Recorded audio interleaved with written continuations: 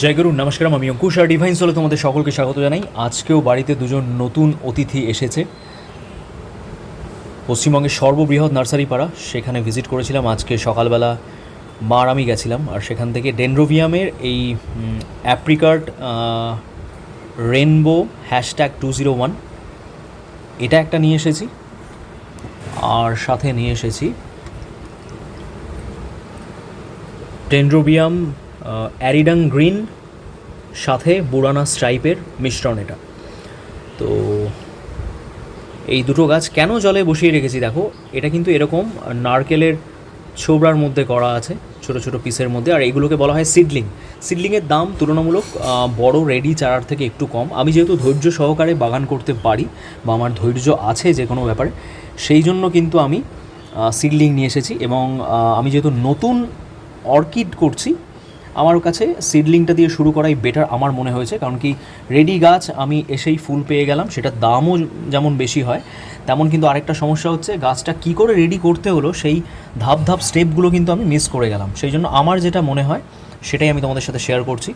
আমি কিন্তু ঠেকে শেখা বাগানি, তো সেই অনুযায়ী আমি দুটো কালেক্ট করেছি। আর এই দুটো গাছ আমি এর মধ্যে কেন রেখেছি, যাতে এটাকে এখান থেকে টান দিয়ে বার করার সময় কোনো শিকড় যেন ছিঁড়ে না যায়। দেখো, এগুলো নতুন নতুন শিকড় আসছে। দেখো, এটা একটা 5 ইঞ্চি পটে আমি করছি। এখানে মিডিয়াটা আছে চারকোল বেশি মাত্রায়, 70% চারকোল আছে, 25% আছে তোমার এই ধরনের পোড়ামাটির টবের টুকরো আমি দিয়েছি, এখানে ভাঙা টবের টুকরো।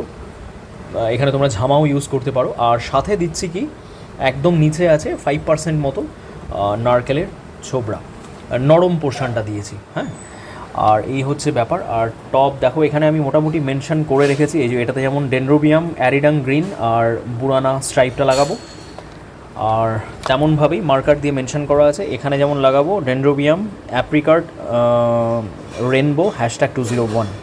তো এইভাবে আইডিটা মেনশন করা থাকছে এই কারণে, যাতে ইন ফিউচার এর থেকে যখন কোনো চারা বা কিছু হবে, বা আমার নিজের ক্ষেত্রেও সুবিধা হবে। বাকি অর্কিডগুলো কিন্তু সুন্দর গ্রো করছে।